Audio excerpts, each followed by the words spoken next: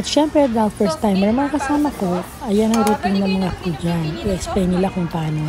So ayan na nga, hindi na kami nagpatumpik-tumpik pa. Sinimulan agad namin ang pagluto ng shabu-shabu. Kita niyo naman mga mare, pak na pak ng shabu-shabu nila kahit ano pwede nyo ilagay dyan. Only drinks din sila, kagaya ng Samoa,